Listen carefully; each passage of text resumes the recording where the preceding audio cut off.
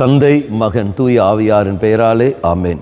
இயேசு கிறிஸ்துவின் அன்புமிக்க சகோதர சகோதரிகளை உங்கள் அனைவருக்கும் கிறிஸ்து இயேசுவின் அன்பு கலந்த வணக்கத்தை தெரிவித்துக் கொள்கின்றேன். இன்று நற்செய்தியானது மத்தேயு நற்செய்தி 5ஆம் அதிகாரம் 13 முதல் 16 வரையில திருவாக்கியங்கள். குறிப்பாக 13வது வாக்கியம், நீங்கள் மண் உலகிற்கு உப்பாய் இருக்கிறீர்கள். உப்பு உவப்பட்டு போனால் எதை கொண்டு அதை உவர்ப்புள்ளவதாக்க முடியும்? அது வெளியில் கொட்டப்பட்டு மனிதரால் மிதிக்கப்படும், வேறு ஒன்றுக்கும் உதவாது. இறைவன் சொல்ல வார்த்தை, நீங்களும் நானும் உலகிற்கு உப்பாக இருக்கின்றோம்.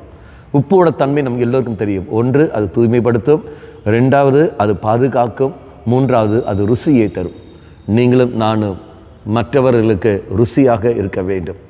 நம்மை கண்டு வெறுப்பு கொள்ளாமல் நடுபடி நாம் நடக்க வேண்டும். மற்றவர்களுக்கு நம் வழியாக எந்த ஒரு வெறுப்போ காயமோ இல்லாதபடி நம்முடைய வாழ்க்கையானது மற்றவர்களுக்கு ஒரு ருசிகரமான ஒரு வாழ்க்கையாக இருக்க வேண்டும். அப்படியாவது அன்பு நிறைந்த ஒரு வாழ்க்கையாக நம்மிடத்தில் வருபவர்களுக்கு அன்பை கொடுக்கும் வண்ணமாக நாம் பார்க்க வேண்டும். ஒன்று. ரெண்டாவது, தூய்மைப்படுத்தும். அவர்கள் நம்மிடத்து வருபவர்கள் எப்பேற்பட்ட தீமை இருந்தாலும் சரி, அந்த தீய பழக்கத்திலிருந்து அவர்களை விடுவிக்க நீங்கள் நானும் உதவி செய்ய வேண்டும். அப்படி தீமை பழக்கத்தில் அவர்களை விடுவிக்க வேண்டும் என்றால் நீ நானும் தூய்மையோடு வாழ வேண்டும். அப்படி என்றால் நீங்களும் நானும் பாவ சங்கீதம் செய்கிற மகளாக இருக்க வேண்டும். அதே சமயத்தில் அருட்சாதனுக்கு விசுவாசமாகவும் இறைவார்த்தைக்கு ஏற்றபடியாகவும் திருச்சபைக்கு ஏற்றபடியாகவும் வாழ்கின்ற ஒரு மகளாக நாம் வாழ வேண்டும். இறைவார்த்தைக்கு ஏற்றபடி வாழ்கிற மக்களாக நாம் வாழ வேண்டும்.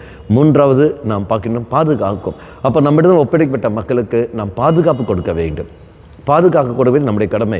அவர்கள் எந்த உடல் ரீதியாக மன ரீதியாக மட்டுமல்ல, விசுவாச ரீதியான பாதுகாப்பை கொடுக்க வேண்டும். வழி தவறி போகிறேன் என்றால், தவறான கருத்துக்களை வைத்துக் கொண்டிருக்கிறேன் என்றால், விசுவாச வாழ்க்கை எதிராக போகிறேன் என்றால், முடிந்த வரைக்கும் நம்மளால் ஆன்ற அந்த நன்மையை செய்து கொண்டு அவனை அந்த பாவத்திலிருந்து வெளியே கொண்டு வர வேண்டும். இல்லை என்றால் பல நபர்களை இணைத்து கொண்டு நமக்கு தெரியாத விஷயங்கள் மற்றவர்களுக்கு தெரியும். அப்போ அவர்களுடைய துணை கொண்டு அவனுடைய தவறான கருத்துக்களை எடுத்து மாற்றிக்கொண்டு மீண்டும் தெய்வ சன்னதியில் விசுவாச வாழ்க்கையை கொண்டு வருவதற்கு வேண்டிய முயற்சிகள் நாம் எடுக்க வேண்டும்.